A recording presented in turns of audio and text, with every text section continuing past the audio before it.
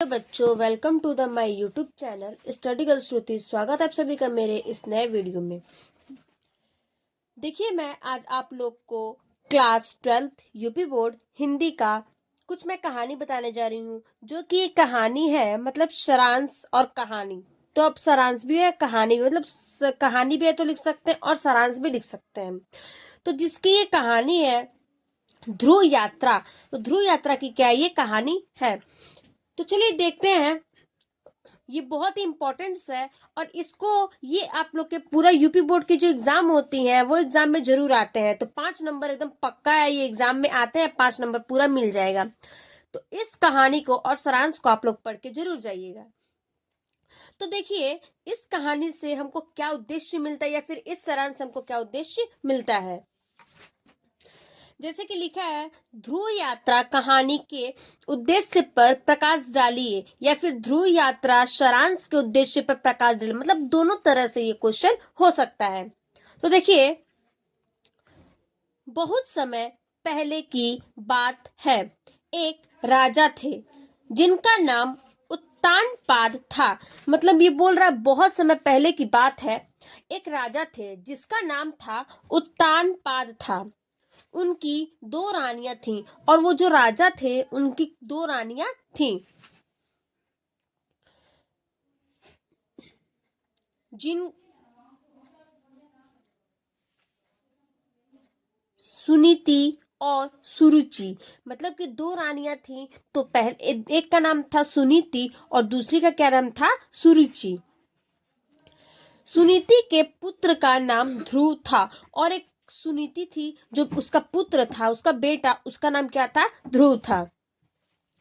और सुरुचि के पुत्र का नाम उत्तम था और सुरुचि के पुत्र का नाम उत्तम था। तो देखिए, जो सुनीति थी उसके पुत्र का नाम था ध्रुव और जो सुरुचि थी उसके पुत्र का नाम क्या था, उत्तम। राजा सुरुचि और उसके पुत्र से अधिक प्रेम करते थे। मतलब जो राजा थे वो सुरुचि से, और जो उसका पुत्र था मतलब उसका बेटा, उससे वो बहुत ज्यादा क्या करते, प्रेम करते थे, मतलब प्यार करते थे। एक दिन ध्रुव अपने पिता की गोद में बैठना चाहते थे। और जो एक दिन ऐसा हुआ, जो ध्रुव था वो अपने पिता के गोद में क्या करना चाहता था, बैठना चाहता था। लेकिन सुरुचि ने उन्हें रोक दिया और जो सुरुचि थी उन्होंने क्या किया, इसको रोक दिया और अपमानित करते हुए कहा। और उन्होंने क्या किया, अपमानित करते हुए कहा। मतलब जैसे कि देखिए, जो ध्रुव था वो अपने पिता के क्या था, गोद में बैठने के लिए बैठना चाहता था। और फिर ये जो बोल रहा है कि जो ये सुरुचि है वो क्या करना चाहता है, जैसे कि वो उसे क्या किया, रोक दिया और फिर उसके बाद से क्या किया, उसको सम्मानित करते हुए, मतलब कि जो सुरुचि है उसको बैठने से गोद में रोक दिया और अपमानित करते हुए कहा कि राजा की गोद में बैठने का अधिकार केवल मेरे पुत्र उत्तम को है। फिर उन्होंने क्या किया कि वो रोक दिया और फिर उसके बाद वो बोला कि, और ये अपमानित हुआ करते हुए उन्होंने कहा कि राजा की गोद में बैठने का सिर्फ अधिकार उत्तम का है। उत्तम कौन, मतलब सुरुचि का पुत्र। यदि तुम भी ऐसा चाहते हो तो भगवान विष्णु की तपस्या करके फिर जन्म लो।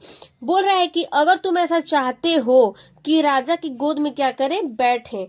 तो वो रानी ने क्या बोली कि अगर तुम ऐसा चाहते हो तो भगवान विष्णु की क्या करो, तपस्या करके फिर उन जन्म लो। मतलब वो भगवान विष्णु की क्या करो, तपस्या करो, बहुत मतलब उनका पूजा करो और फिर उसके बाद क्या करो, उनकी तरह जन्म लो।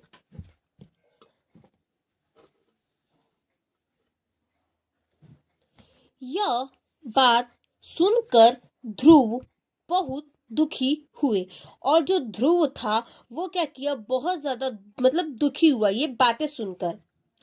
वे रोते हुए अपनी माँ सुनीति के पास गए। तो फिर जो ध्रुव था वो क्या किया, रोते हुए अपनी माँ के पास गया।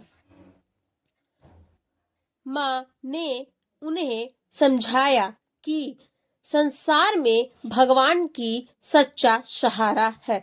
तो उन्होंने समझाया कि भगवान ने, माँ ने समझाया उसको, ध्रुव जो था उसकी माँ ने वो समझाया कि जो माँ ने उन्हें समझाया कि उसके संसार में क्या है, भगवान ही सच्चा सहारा।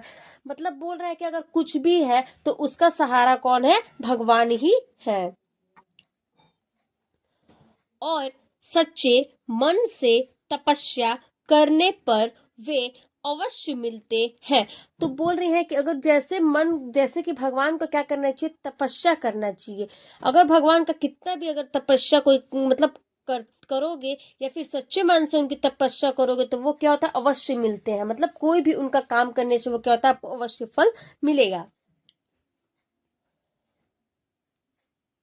अंत में ध्रुव को आकाश में स्थिर ध्रुव तारे का स्थान प्राप्त हुआ। और जो अंत में मतलब लास्ट में फिर क्या हुआ, जो ध्रुव था उसको आकाश में ध्रुव तारे का क्या हुआ, स्थान प्राप्त हुआ। मतलब उसको क्या हुआ, पूरा खत्म होने के बाद फिर उसको क्या हुआ, आकाश में जो तारे होते हैं उस पर उसको स्थान प्राप्त हुआ था। यह कहानी भक्ति, धैर्य और दृढ़ संकल्प का संदेश देती है। और ये जो कहानी है ये एक भक्ति का मतलब पूजा पाठ या फिर भक्ति के लीन में और धैर्य रखने का और ये संकल्प का संदेश क्या करती है, ये कहानी हमको देती है। मतलब ये सारांश के बारे में यही बताया है।